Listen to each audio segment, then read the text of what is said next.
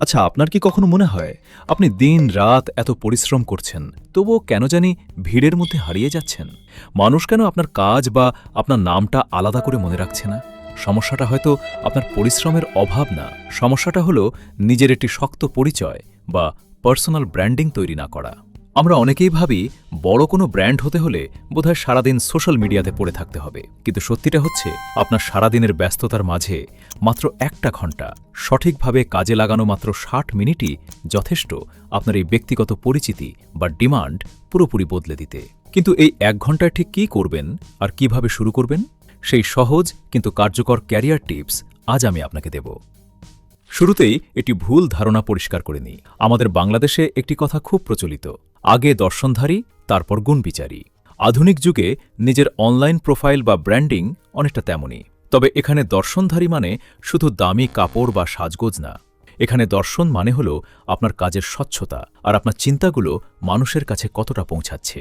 এখন আপনি হয়তো বলতে পারেন, ভাই, সকালে জ্যাম ঠেলে অফিসে যাই বা ভার্সিটিতে যাই, দিন শেষে শরীর আর চলে না। ১ ঘন্টা সময় বের করাও তো বিলাসিতা। বিশ্বাস করুন, এই ১ ঘন্টা আপনার জন্য বিলাসিতা না, এটা আপনার ভবিষ্যৎ ক্যারিয়ারের জন্য সবচেয়ে বড় ইনভেস্টমেন্ট। এই ১ ঘন্টাকে আমরা ৩টা ছোট ভাগে ভাগ করে নেব, ২০ মিনিট করে ৩টি ধাপ।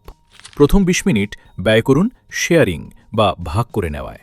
আপনি যে কাজটা করেন সেই কাজের কোনো একটা ছোট টিপস বা আপনার অর্জিত কোনো অভিজ্ঞতার কথা লিখে ফেলুন। হতে পারে সেটা ফেসবুকের একটা পোস্ট কিংবা লিঙ্কডইনের মতো কোনো প্রফেশনাল প্ল্যাটফর্মের স্ট্যাটাস। ধরুন, আপনি খুব ভালো গ্রাফিক ডিজাইন জানেন কিংবা ভালো রান্না করতে পারেন। আপনার এই স্কিল বা দক্ষতা থেকে আজ নতুন কি শিখলেন সেটা একটা ছোট অনুচ্ছেদে লিখে দিন। সহজ ভাষায় বলতে গেলে এটাকে বলে সঠিক উপায়ে কন্টেন্ট ক্রিয়েশন। মনে রাখবেন, মানুষ আপনার জ্ঞান দেখতে চায়, পাণ্ডিত্য না। সহজ ভাষায় নিজের কথাগুলো তুলে ধরুন। পরের ২০ মিনিট রাখুন কানেকশন বা মানুষের সাথে মেশার জন্য। সোশ্যাল মিডিয়ায় আপনার পছন্দের বা আপনার কাজের সাথে মিল আছে এমন ৫-১০ জন মানুষের পোস্টে যান, তাদের কথাগুলো পড়ুন এবং সেখানে নিজের মতামত দিন। এটাকে আমরা বলি প্রফেশনাল নেটওয়ার্কিং। তবে হ্যাঁ, কোনো স্প্যামিং করবেন না। খুব সুন্দর হয়েছে বা নাইস না লিখে আপনি আসলে কি ভাবছেন সেটা ১ লাইনে লিখুন। এতে ওই মানুষগুলোর নজরে আপনি আসতে শুরু করবেন। এটাই হলো ডিজিটাল রিলেশনশিপ বা সম্পর্ক তৈরির আসল শুরু। আর শেষের ২০ মিনিট রাখুন নিজেকে প্যালিশ করার জন্য।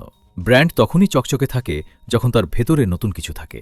আপনার স্কিল ডেভেলপমেন্ট বা দক্ষতা বাড়ানোর জন্য প্রতিদিন অন্তত ২০ মিনিট নতুন কিছু পড়ুন বা শিখুন। সেটা আপনার সেক্টরের কোনো ব্লগ হতে পারে বা ছোট কোনো ভিডিও টিউটোরিয়াল। আপনি যখন প্রতিদিন ১% করে সেলফ ইমপ্রুভমেন্ট বা নিজেকে উন্নত করবেন, দিন শেষে আপনার ব্র্যান্ড ভ্যালু সবার চেয়ে আলাদা হতে বাধ্য।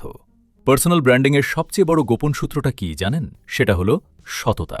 মানুষ নিখুঁত রোবট পছন্দ করে না, মানুষ পছন্দ করে আপনার মতো রক্ত মাংসের আসল মানুষ। তাই আপনার সফলতার গল্পের পাশাপাশি নিজের ব্যর্থতার অভিজ্ঞতাগুলো নির্দ্বিধায় শেয়ার করুন। যখন আপনি মানুষকে বলবেন যে অমুক কাজটা করতে গিয়ে আপনি কেন ব্যর্থ হয়েছিলেন এবং সেখান থেকে আপনি ঠিক কী শিখেছেন, তখনই মানুষ আপনার সাথে একাত্মতা বোধ করবে, আপনার উপর তাদের ভরসা বাড়বে। এটাই তো আপনার আসল পরিচয় বা ব্র্যান্ডিংয়ের মূল উদ্দেশ্য, তাই না?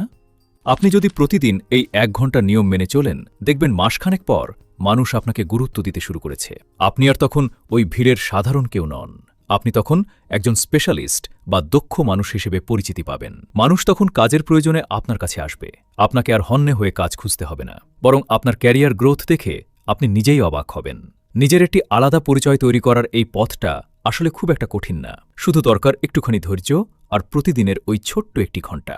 আপনার এই এগিয়ে যাওয়ার গল্পটা শুনতে আমার কিন্তু খুব ভালো লাগবে। এই আলোচনাটি আপনার ক্যারিয়ারে কাজে লাগলে আমাদের ছোট কমিউনিটির পাশে থাকতে পারেন। আজ এ পর্যন্তই। দেখা হবে পরের কোনো গল্পে।